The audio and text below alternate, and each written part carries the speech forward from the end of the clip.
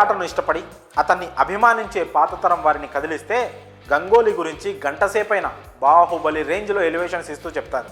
నిజానికి గంగోలీ టీమిండియా కెప్టెన్గా ఉన్నంతకాలం ఇండియన్ క్రికెట్ నెక్స్ట్ లెవెల్లోనే ఉండేది.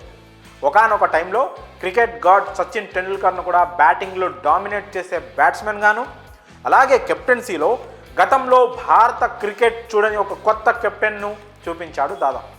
ఇప్పటికీ ఇండియన్ క్రికెట్ హిస్టరీ గురించి మాట్లాడుకోవాలంటే గంగోలీ కెప్టెన్సీ కంటే ముందు, గంగోలీ కెప్టెన్సీ తర్వాత అని చెప్పుకోవాలి.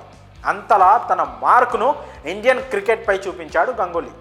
అయితే ఈ తరం క్రికెట్ అభిమానులకు సౌరవ్ గంగోలీ అంటే టీమిండియా మాజీ కెప్టెన్గా, క్రికెటర్గా, బీసీసీఐ మాజీ అధ్యక్షుడిగా మాత్రమే తెలుసు. అతని ఆట గురించి, అతని కెప్టెన్సీ గురించి పెద్దగా తెలుసుండదు.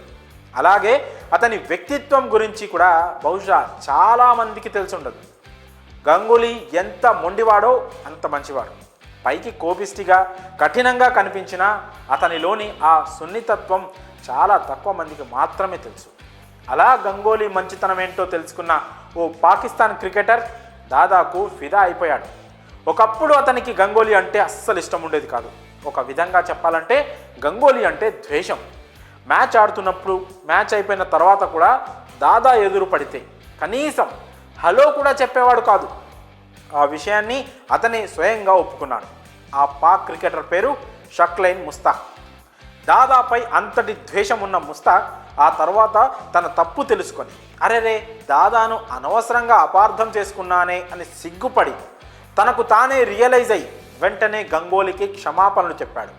ఆ తర్వాత దాదాకు ముస్తాక్ ఒక పెద్ద ఫ్యాన్ అయిపోయాడు. గంగూలీని ఒక కోపిష్టిగా చూసిన ముస్తాక్ ఆ తర్వాత అతనికి అభిమానిగా ఎలా మారాడు? ఈ మధ్యలో అసలు ఏం జరిగింది?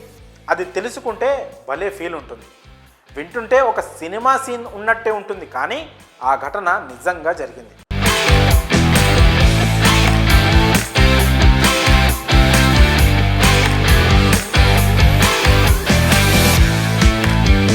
పైగా ఆ విషయాన్ని స్వయంగా ముస్తాకే వెల్లడించాడు.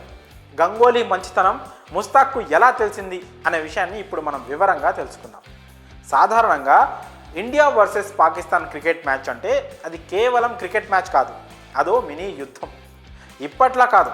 గంగూలీ కెప్టెన్గా ఉన్న టైంలో భారత్ పాక్ మధ్య టఫ్ ఫైట్ నడిచేది. ఆటతో పాటు ఆటగాళ్ల మధ్య మాటల యుద్ధం కూడా ఉండేది. ఉత్కంఠభరితంగా నరాలు తెగే టెన్షన్ మధ్య మ్యాచ్లు సాగేవి. అలాంటి టైంలో భారత్ పాక్ ఆటగాళ్ల మధ్య అంత మంచి ర్యాపో ఉండేది కాదు. పైగా గంగూలీకి అప్పటికే అగ్రెసివ్ కెప్టెన్ అనే ట్యాగ్ ఉంది.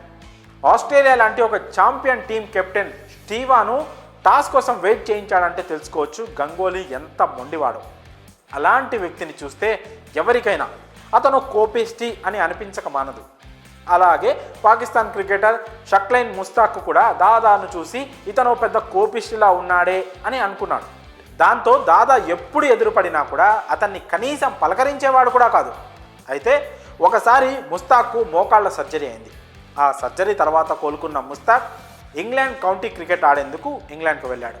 అదే సమయంలో టీమిండియా ఇంగ్లాండ్తో టెస్ట్ సిరీస్ ఆడేందుకు వచ్చింది.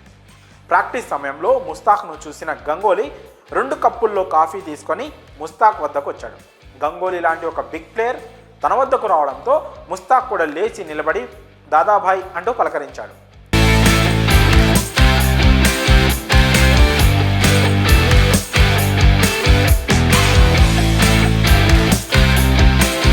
ఇదిగో కాఫీ తీసుకో, నీకోసమే తీసుకొచ్చా అంటూ తన చేతిలో ఉన్న ఓ కప్పు కాఫీని ముస్తాక్కు ఇచ్చాడు గంగూలీ.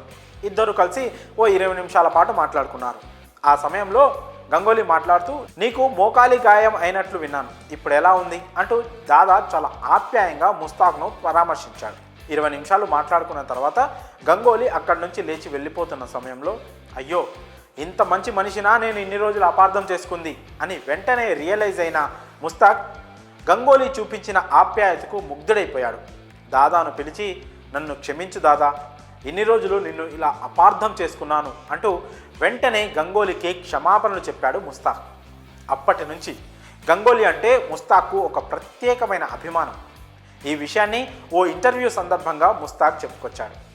మనకు కూడా గంగూలీ అంటే ఒక అగ్రెసివ్ పర్సన్గానే తెలుసు, కానీ అతనిలో ఈ కోణం ఉందని, శత్రువునైనా పరామర్శించే గొప్ప గుణం ఉందనే విషయం ముస్తాక్ చెప్పేంత వరకు చాలామందికి తెలియదు.